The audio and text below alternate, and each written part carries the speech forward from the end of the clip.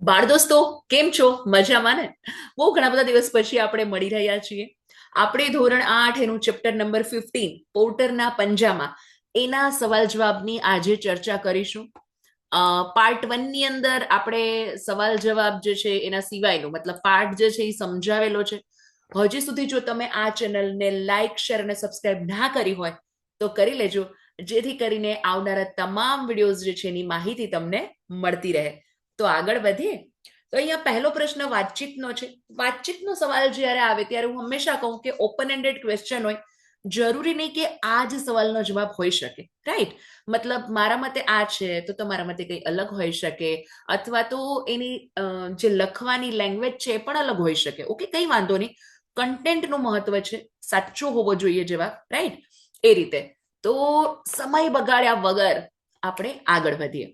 પહેલો પ્રશ્ન વાતચીત માટે. તમે કોઈને મદદ કરી છે? કેવી રીતે? તો કે હા, હું અમારા પાડોશમાં એકલા રહેતા વૃદ્ધ દાદા દાદીને તેમની જરૂરિયાતની વસ્તુઓ લાવી આપવાની મદદ કરું છું. ઘણી બધી વાર આપણે કોવિડ ટાઈમમાં તમને યાદ હોય, તમે નાના હશો, આઈ થિંક 4-5 વર્ષ પહેલા, પણ કોવિડ ટાઈમની અંદર પણ લોકો એવું જ કરતા, એક સાથે મતલબ બહાર ના જઈ શકે તો કોઈને દવા લઈ આવે આપે, કોઈ કોવિડ થયો હોય તો પછી દરવાજાની બહાર મૂકી દેતા, હે ને? કઈ શાકભાજી જરૂરી હોય તો એ લઈ આપે. કે આજકાલ તો ઓનલાઈન બહુ બધું થઈ ગયું છે, પણ છતાંય, હે ને, પાડોશમાં પહેલો સગો પાડોશી ગુજરાતીમાં કહેવાય. બીજું, તમે તમારા મમ્મી પપ્પાને ઘર કામમાં કઈ કઈ મદદ કરો છો, ક્યાં ક્યાં? તો કે હું મારા મમ્મીને શાક સમારવામાં, સફાઈ કે પોતું કરવામાં, કપડાં સુકવવામાં અને પાણી ભરવામાં મદદ કરું છું. થર્ડ, ટ્રેન અને બસમાં શું તફાવત છે? તો કે ટ્રેન જે છે એ પાટા ઉપર દોડે છે અને બસ જે છે એ રોડ પર દોડે.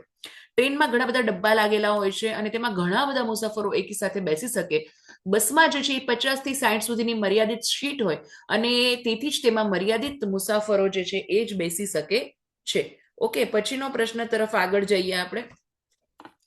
તો પછીનો ચોથો સવાલ જે છે એ કે કોઈ અજાણી વ્યક્તિ તમારી પાસે મદદ માંગે તો તમે શું કરશો? તો કે કોઈ અજાણી વ્યક્તિ મારી પાસે મદદ માંગે તો હું એ વાતની સત્યતા ચકાસ્યા પછી જ તેને મારાથી બનતી મદદ કરું. બીકોઝ આજનો ટાઈમ એવો છે બાળકો, હે ને, કે ટ્રસ્ટ ન કરી શકાય અજાણ્યા ઉપર.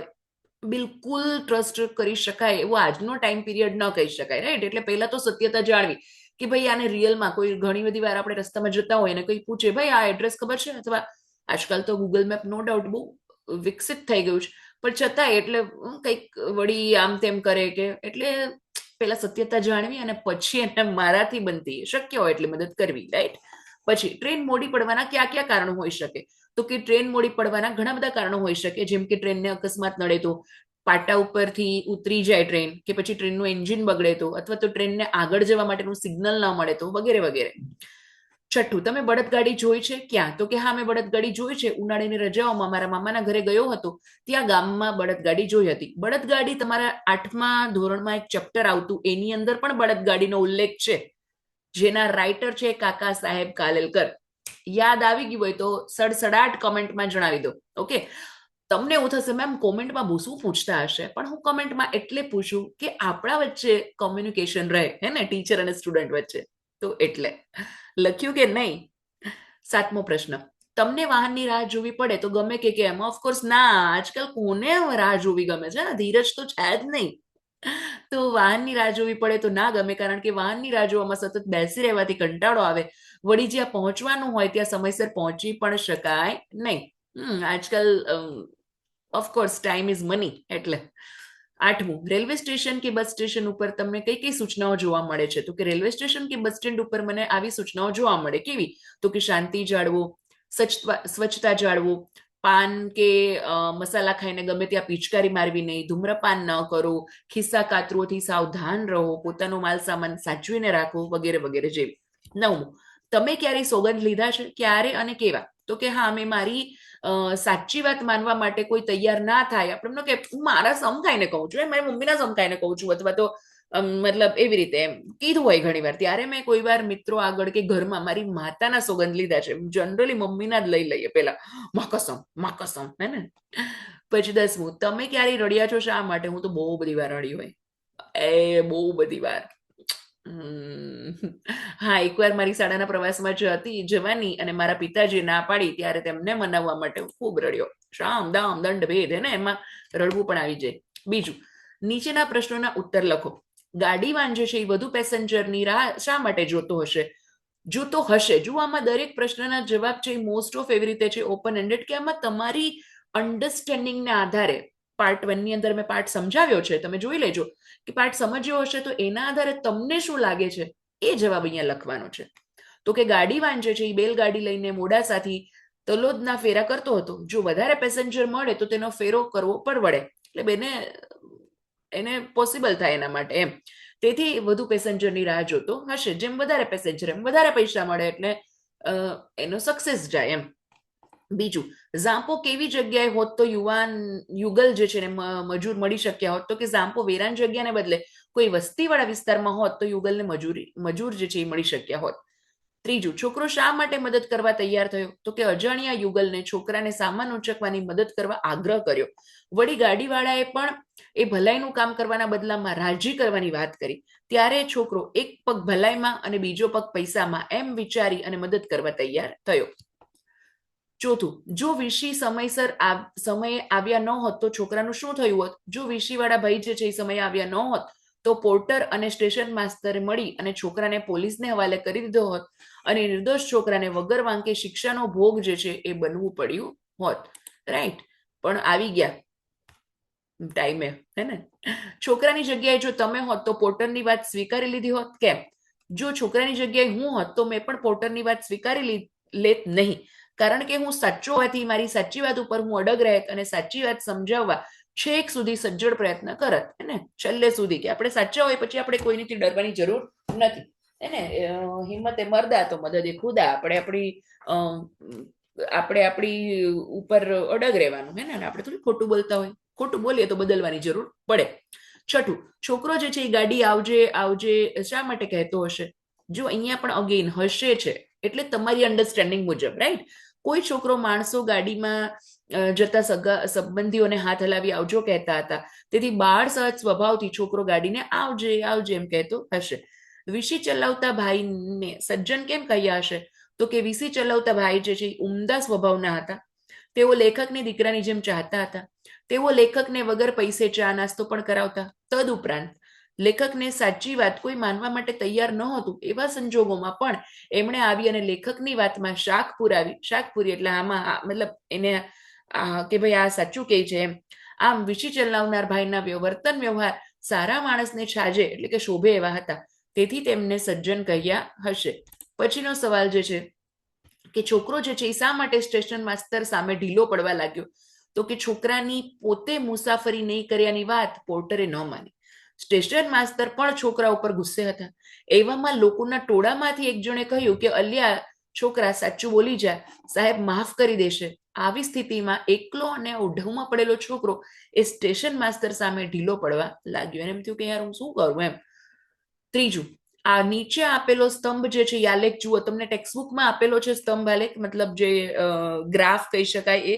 અને એ વાંચી અને પ્રશ્નોની રચના કરો. સવાલ બનાવવાના છે. અત્યાર સુધી આપણે સવાલના જવાબ બહુ આપ્યા. ચલો સવાલ બનાવો. તો કે આ એક્ઝામ્પલ આપેલું છે, ઉદાહરણ, કે આ સ્તંભ આલેખ ક્યાં રમતોત્સવનો છે? તો અહીંયા એવી રીતે બનાવી શકાય અલગ અલગ સવાલ, કે આ કયા વર્ષની ઓલિમ્પિક સ્પર્ધાનો આલેખ છે? સૌથી વધુ સુવર્ણચંદ્રક કયા દેશને મળ્યા છે? સૌથી ઓછા સુવર્ણચંદ્રક કયા દેશને મળ્યા છે? સૌથી વધુ રૌપ્ય ચંદ્રક જે છે એ કયા દેશને મળ્યા છે? ઓકે. અને સૌથી ઓછા રૌપ્ય ચંદ્રક જે છે એ કયા દેશને મળ્યા છે? સૌથી વધુ કાંસ્ય ચંદ્રક કયા દેશને મળ્યા છે? અને સૌથી ઓછા કાંસ્ય ચંદ્રક જે છે એ કયા દેશને મળ્યા છે? વગેરે વગેરે જેવું તમે સવાલ જે છે એ બનાવી શકો.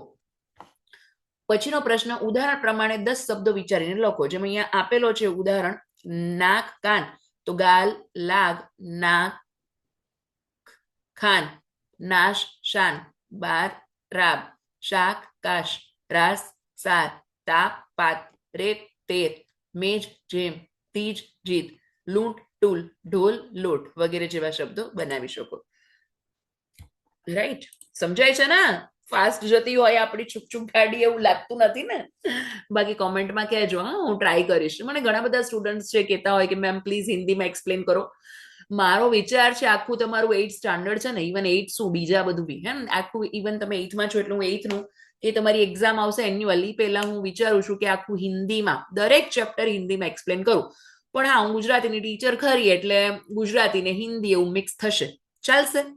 કમેન્ટમાં જણાવજો. જેટલી કમેન્ટ આવશે એટલું જલ્દી તમારું હિન્દી વાળું જે વર્ઝન છે એની જલ્દી આવશે. ચલો લેટ સ્ટાર્ટ. 5મો સવાલ. નીચે આપેલા વાક્ય પ્રયોગોનો સાચો ભાવાર્થ શોધી અને તેની સામે રાઈટની નિશાની કરો. તો પહેલું જે છે આપણે, હું અહીંયા સાચો જ કહીશ, આપણે ખોટા રસ્તે નથી જવું, ડાયરેક્ટ પિન પોઈન્ટ હે ને. આપણે ન કહી ના કે ન કહી હા, એટલે શું તો કે આપણે જે છે એ સ્પષ્ટ કંઈ જ ન કહ્યું. નરોવા કુંજરવા એવું ગુજરાતીમાં એને કહેવાય, એમ કે ન હા કે ન ના એમ. એક પગ ભલાઈમાં અને બીજો પગ પૈસામાં, એટલે તો કે ભલાઈનું કામ પણ થશે અને થોડા પૈસા પણ મળશે. વાહ, બે એક સાથે, એક પણ દો નિશાન હે ને, એક તીર સે દો નિશાન એના જેવું. અલ્યા વેત જેવડો થઈ અને મને બનાવવા નીકળ્યો છે, એટલે તો કે બાનો એટલે નાનો અમથો છે અને મને છેતરવાનો પ્રયાસ કરે છે. મને એમ ઈગો બહુ આવી જાય. જયકાન શીખડે ઈગો હર્ટ નહીં કરને કા એમ. અરે તમને એવું લાગે કે મેમ શું પડી પિક્ચરની ને ડાયલોગની એમ વાતો કરે, પણ આમ ભણવામાં રસ્તો આવવો જોઈએ ને, મજા તો આવી જોઈએ ને. આમ સૂકું તો ના મજા આવે હે ને. ચોથું, સ્ટેશન માસ્તરે જે છે આંખ કાઢી મને પૂછ્યું, એટલે શું તો કે સ્ટેશન માસ્તરે મને ગુસ્સામાં પૂછ્યું, આમ લાલ આંખ સાથે એમ. 5મો જે છે એ વાઘનો શિકાર કરી આવ્યો હોય એ રીતે, એટલે ખૂબ જ ગર્વથી એમ, પ્રાઉડલી. તું કઈ મજૂર ઓછો છે પણ ભલાઈ કરે, ભલાઈ તો તારે કરવી પડશે, એટલે તું મજૂર નથી પણ માનવતા તો તારે દાખવવી જ પડશે. ઓકે, અહીંયા છઠ્ઠો જે છે એનો બ. પછીનો સવાલ જે છે શું છે તો કે નીચે આપેલા ફંકરો વાંચી અને વિગતો સારણીમાં લખો. અહીંયા જુઓ તમને એક પેરેગ્રાફ આપેલો છે અને શું કરવાનું છે ખબર છે એમાં, તો કે શું કરવાનું છે તો કે તમારી બે સ્ટુડન્ટ્સની ટીમ બનાવવાની, જેમ કે રોલ નંબર 1 અને રોલ નંબર 2. હવે વારાફરતી ફકરો વાંચવાનો અને ખોટો ઉચ્ચારણ, જેનું ઉચ્ચારણ એટલે પ્રોનાઉન્સિએશન કહેવાય ને, ખોટું કરેલું હોય તો એ કહેવાનું કે ભાઈ આ ખોટો શબ્દ આવી રીતે વંચાય. ઓકે, તેવી રીતે ખોટો શબ્દ, સાચા શબ્દ અને સમય, કે ભાઈ કેટલા સમયમાં લાગ્યો છે આ તમને, આ જે છે 1 મિનિટમાં વંચાઈ ગયું કે 2 મિનિટ કે વોટેવર. ઓકે, એવી રીતે. તો જુઓ અહીંયા કેવી રીતે વાંચવાનું, તો કે સાચા શિક્ષણની શરૂઆત કરવી હશે તો આપણે પ્રકૃતિ સાથે આપણી ખેતીનો સંબંધ સમજવો પડશે. કૃષિમાંથી વધુ ઉત્પાદન માટે ખેતીને આપણે ઝેર પીવડાવીએ છીએ તો એને અમૃત પીવડાવીએ. આ અમૃત એટલે વાદળોમાંથી વરસતા વર્ષાબેન.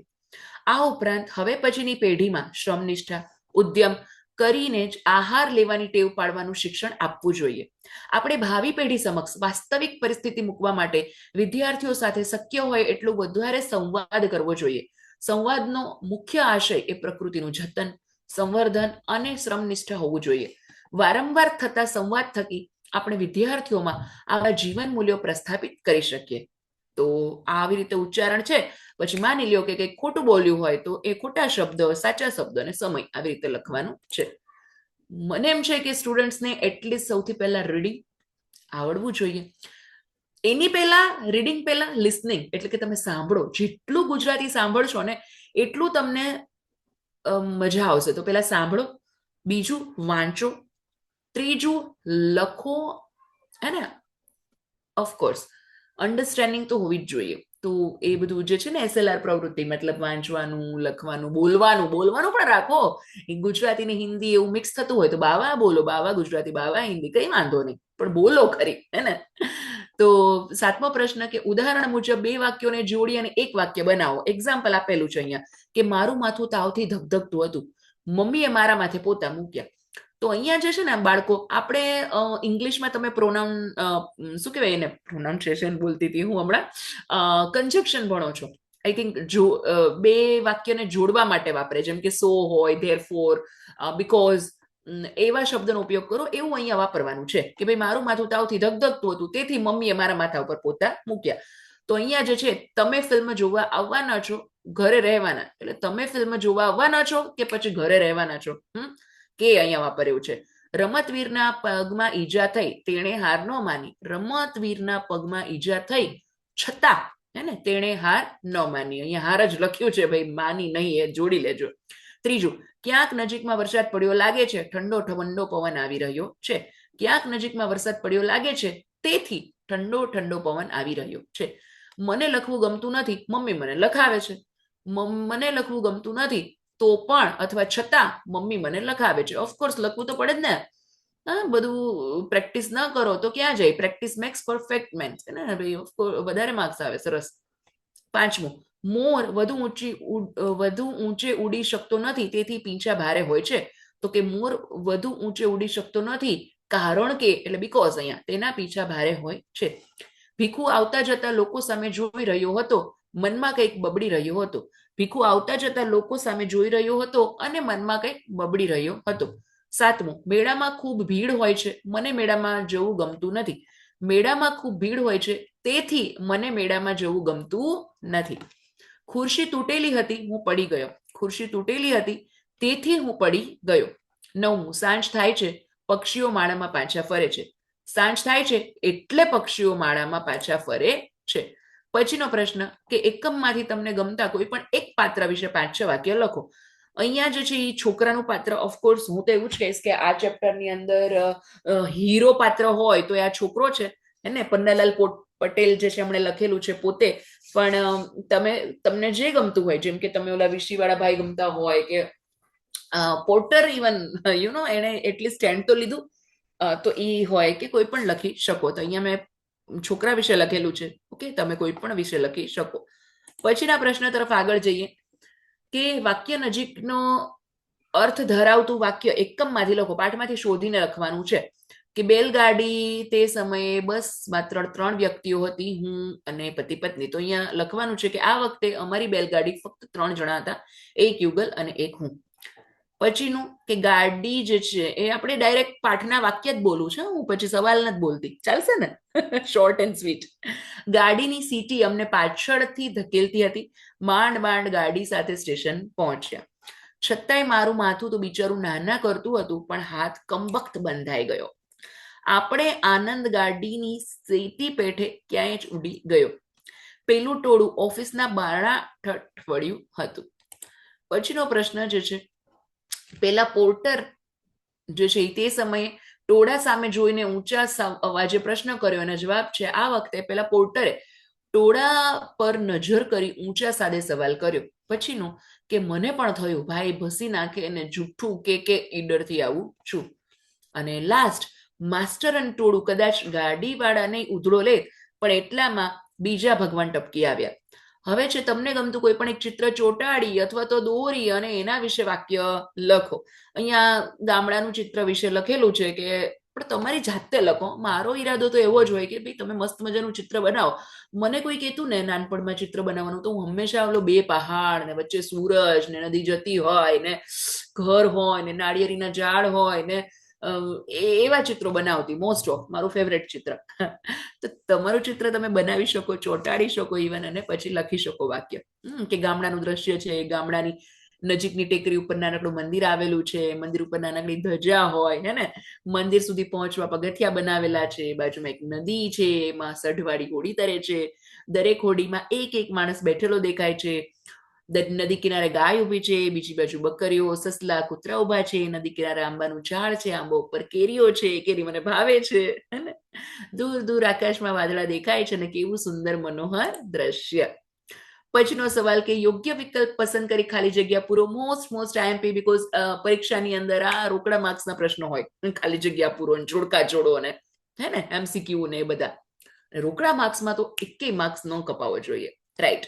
પહેલું, આકાંક્ષાએ મોલમાંથી 2 લીટર શરબત ખરીદ્યું. બીજું, ભારતીય બોર્ડર ઉપર સેના ઓફકોર્સ જુસ્સાથી લડી અને યુદ્ધ જીતી.